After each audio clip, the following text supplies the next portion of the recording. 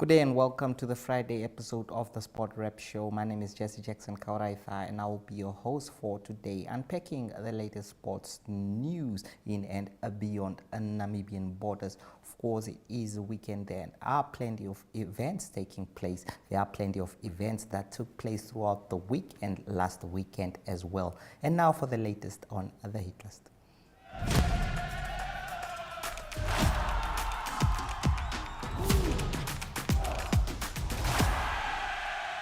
Today on the hit list, we start off with Brian Munango and Ashwin Berry, who discusses the latest bet slips courtesy of In the Mix. Let's enjoy that.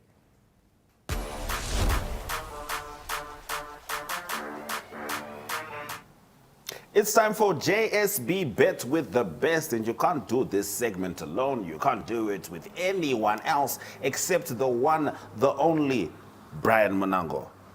And I don't know if you guys know, I've got a nickname for Brian. I call him Bidza.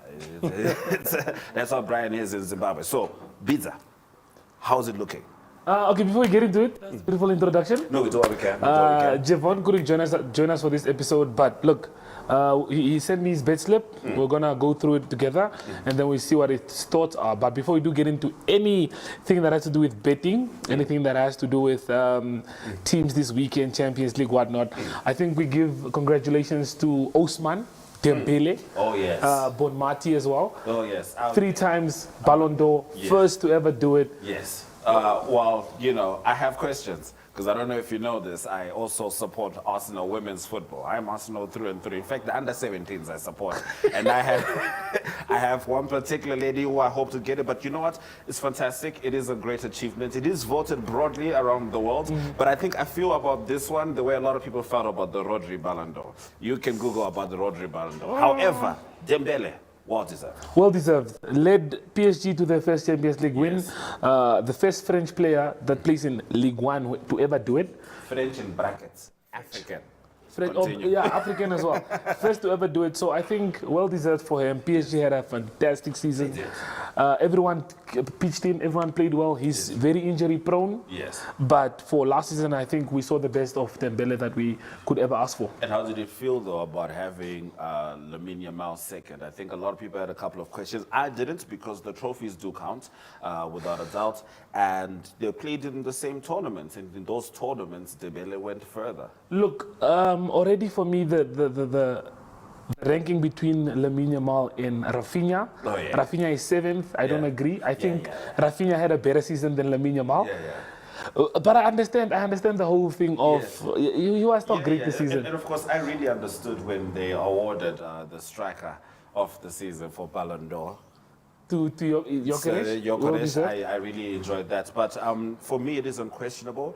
Of course, the best season belonged to Dembele. Yes. It is unquestionable that the best player in the world is Lamine Yamal. That is at least that. That So we have a lot to look forward to. And just like all the other great players, they all had to earn it. Messi had to watch Ronaldinho and those guys get it going before he got a chance to step into the fray.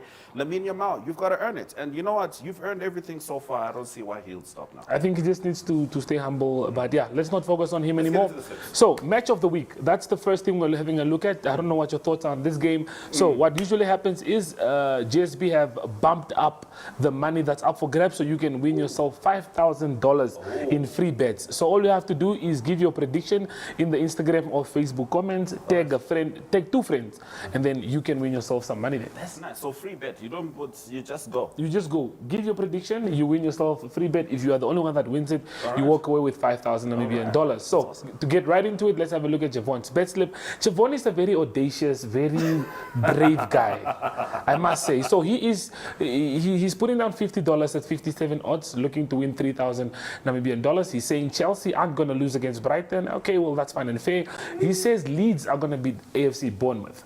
Well, that one is a bit of a tough one for me. I don't agree. Liverpool, he's going for a straight win.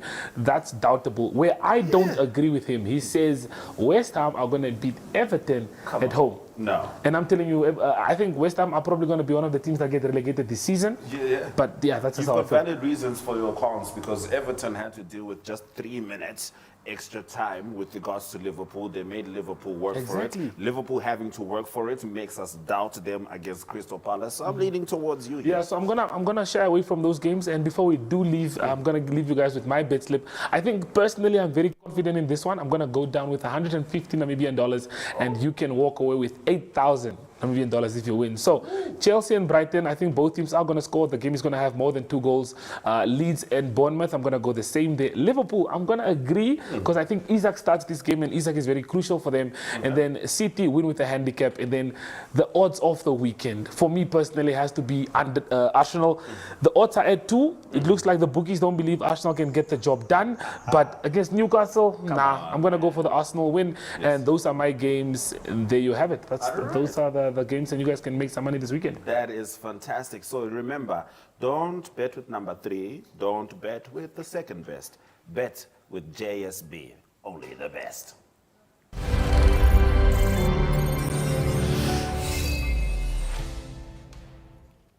Now, Chris Kinder is competing at the World Para Athletes Championship, which is taking place, of course, an important one there. Let us hear from him. This is Chris Kinder, 400-meter reigning world champion. I do the 400 and the 100-meter too.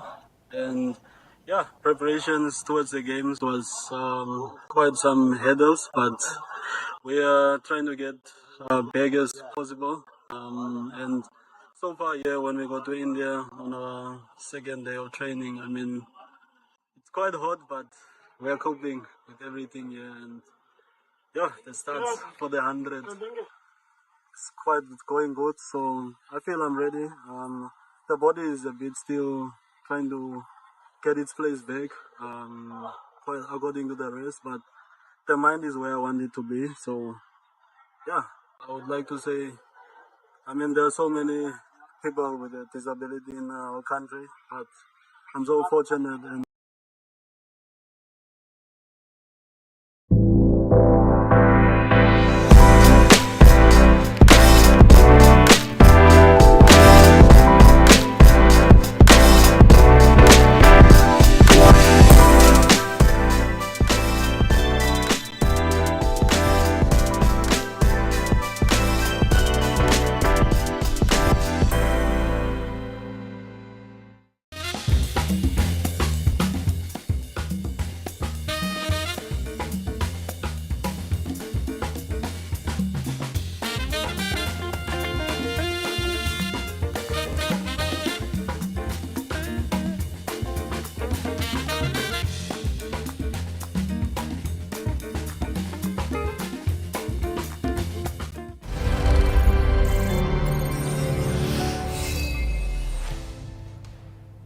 Of course, for one last time, the Navahab half marathon took place at the town of Karipep this past weekend.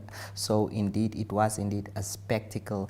And Brian Monango has compiled something for us to enjoy on this Friday. Well, good morning, viewers. We are reporting to you from the beautiful town of Karipep as we are getting ready for the Navahab Half Marathon. Well, the mood is set. Everyone is very excited. The 21Ks are about to kick us off right now at 7 o'clock. And as you can see, the slogan says it itself. Your best time is the best. So we look forward to seeing how this goes down. We have the likes of Lavinia Itope, Alina Armas, Daniel Polis that are all ready to take on this beautiful challenge. So hang with us as we get ready for the Navahab Half Marathon. Like I said, this is also the 11th edition, and for the first time in the event, they have over 1,000 entries. This is the first time this happened. So the mood is set. We are all very excited. Your time is the best. So we look forward to seeing how it all goes down.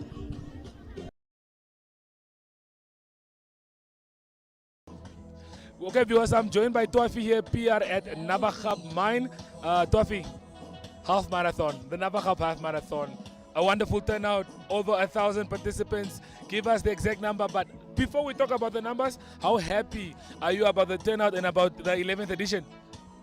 Very, very happy because it has just shown to me, indicated to me that we've grown from strength to strength, from just giving a mere 45,000 to 345,000. and then looking at the turnout and looking at the number of years we've sponsored, I have no words. We saw your family is also here. They also took part. Why did you not take part? Because as part of the organizing committee, I am just busy making sure that things are done, that you guys are happy. And we spoke of electricity this morning. I'm just trying to iron out all the, nitty-gritty things. But nitty-gritty stuff. But more so, I just love being on the other side of it.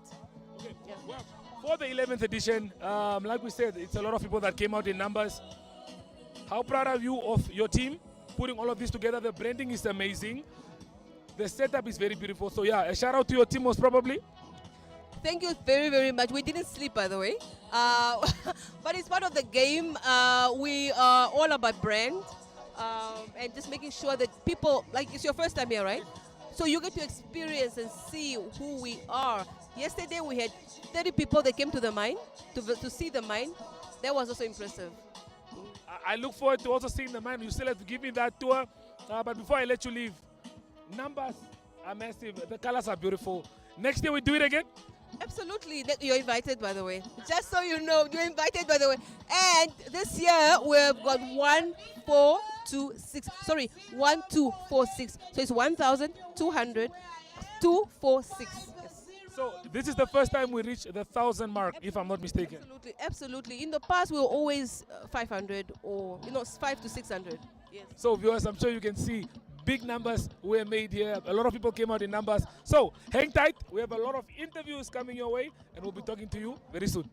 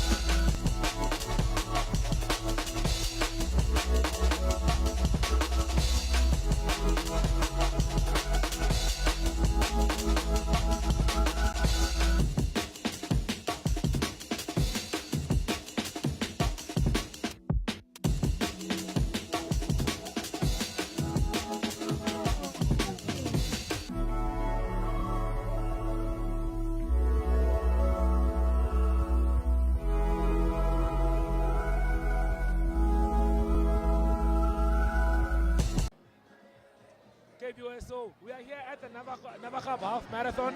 I'm joined by my brother Matthias here. Came first in the elite category. Matthias, you started off very confident. I saw you already at the beginning.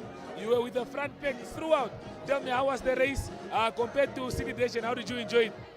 So I think the race was good. So I was very preparing well. So I was very sure that I have to fight in top 3. So my game plan for today is to come on podium. Okay. Now, preparations, physically, how did you get ready for this one? So I start maybe 3 or 2 months. So that was my game plan for Caribbean. I make sure that Caribbean come, I have to be fit. You have to be fit. Yeah. How do you feel about the win and the 20,000 from Navachab Half Marathon? So for now, I feel proud. I'm happy for my performance. So guys, I wish we can meet again next year. We'll see you again next year. Congratulations, my brother. Thank you, sir.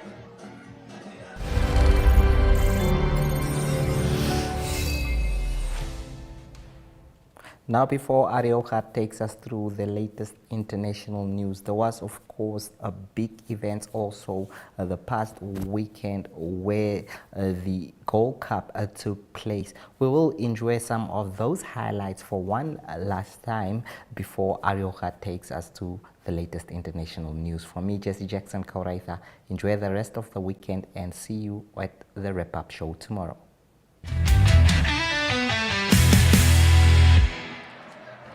Ja, so dan van die hoogtepunte van hierdie wedstryd wat ons gesien het. Wanderers was hier baie gemotiveerd na hulle vorige nederlaag in die Premierliga finaal. En Grootfontein natuurlik kans van 'n leeftyd vir hulle. Danko Burger wat sake dan geopen het met 'n strafdoel. Franklin Bush wat ook in die kol was met sy eerste poging paal toe. So na 14 minute, dat is 'n 3 elk gewees. En toe Grootfontein wat hier so op die aanval was met Pieter Daan Kok, Wikus Johan Littig wat binne toe gegee het vir Wikus Jacobs, maar het teruggekom vir 'n strafskop, tikskoppie gevat en toe uitgekom na daai oop steelkant toe waar Oliver Menton die eerste 3 van die wedstryd gedruk het en Franklin Bush wat geslaag het met sy doelskop en toe hierdie loopie deur Kenu Shetukana kop gehou en aangesluit daar aan die linkerkant na Lazarus Joseph sy vleuelmaat, klop vir Tolly Chipute en gaan druk naby die pale oorgeduik. Franklin Bush se doelskop was oor, nog 'n strafskop wat hy oorgesit het, het dan die telling gemaak. 20 punte vir Grootfontein, 3 punte vir Wanderers. Wanderers wat reeds onder groot druk verkeer het hierso. En Edward Trotsky wat hierso op die aanval was, naby die doellyn. En dan die Watu Karuombe wat die 3 gaan druk het.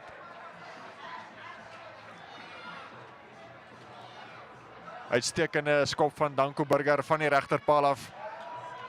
Binne toe gespat oor tussen die pale deur 20 punte teenoor 10. Dit was die rustyd telling gewees.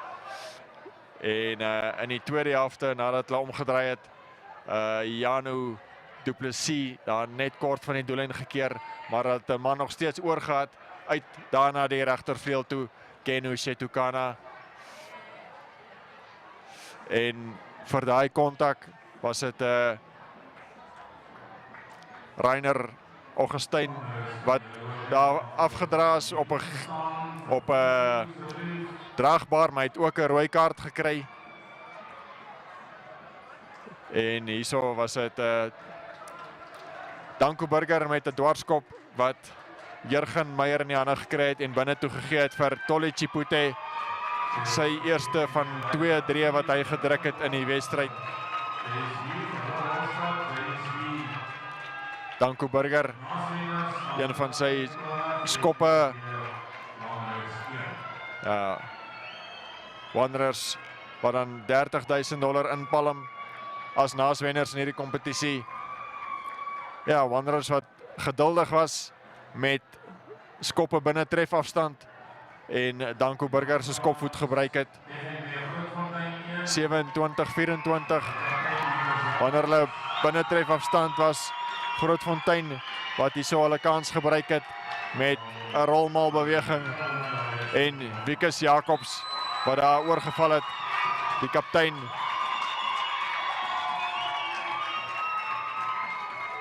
En dan 'n suksesvolle doelskop, nog ene deur Franklin Bush vir Grootfontein. Hy was goud werd met sy skopvoet vir Grootfontein in hierdie wedstryd. Wanderers het hulle bes probeer om binne trefafstand te kom en met nog 3 punte daar deur Danko Burger, maar dieselfde aan die kant van Grootfontein was dit Franklin Bush en toe hierso 'n loopie deur Lazarus Joseph wat binne toe gee vir sy kaptein Wikus Jacobs. Wanderers wat so 'n bietjie gelukkig was om dalk daarso nie straf 3 af te staan nie. Hierso loopie deur Tolly Chipute en wys sy spoed daar teen die kantlyn af en klop vir Lazarus Joseph, die laaste man wat hom daar uitgedaag het. Danko Burger se skop het nie die kol getref nie en dit was dan in daardie stadium 37-32, dit was dan die eindtelling gewees. Ons sê baie geluk aan Wikus Jacobs en sy FNB Grootfontein span. Eerste keer wat hulle dan 'n Premierliga titel wen in die JSB Gold Cup en daai titel gaan noorde toe vir die jaar 2025.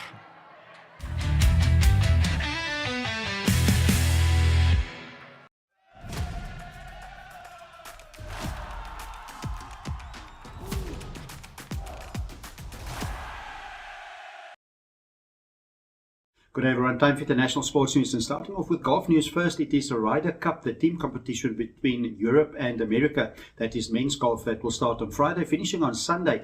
Exciting team golf that will start and it's being played in America at Bethpage Black. It's a golf course close to New York. So the first foursomes in the morning, it will be Bryson DeChambeau and Justin Thomas that will start for the USA. Then Tyrrell Hatton and John Rahm, they will start for Europe. So there's 8 of the 12 players playing in the morning foursomes. So it will be different players probably playing in the afternoon in the better ball. So Saturday again, there will be foursomes and better ball. And then on Sunday, it will close with all 12 players playing singles. So that's exciting. That's the Ryder Cup that starts in America. The defending champions is Europe. They won the title 2023 in Rome. Moving on to cricket news, it's the Asian Cup cricket that continues. It's 20 over T20 cricket. It is Pakistan, India, Sri Lanka and Bangladesh playing in this, and it's Pakistan that confirmed their place in Sunday's final. They beat Bangladesh by 11 runs. So Pakistan batting first, 135 for the loss of 8 in their 20 overs, and then Bangladesh restricted to 124 for the loss of 9. That was also in their 20 overs. So lots of emotion between India and Pakistan. So much anticipated game that's going to be played on Sunday. That's the final, Pakistan playing against India. Then to close off today's international sports news, it is tennis news. Japanese Open that's started for men on the ATP Tour, and it is the round of 32. It was tough for the first and second seed. It was firstly Carlos Alcaraz. He's through. He beat Sebastian Bias, but he went down with the ankle injury, but he managed to still beat him by 6-4 and 6-2. And then number 2 seed had to work really hard. That is Taylor Fritz from the USA. He beat Gabriel Diallo by 4-6, 6-3 and 7-6 to advance. So it was a tough 3-setter for Taylor Fritz. And then also Holger Rune, the number 3 seed, safely through, beating Helmut Modric by 7-6 and 6-1. So that is tennis news, the Japanese Open continuing over the weekend. So that's international sports news for today. I hope you have a great sport day and sport weekend. We talk international sport again on Monday. Goodbye.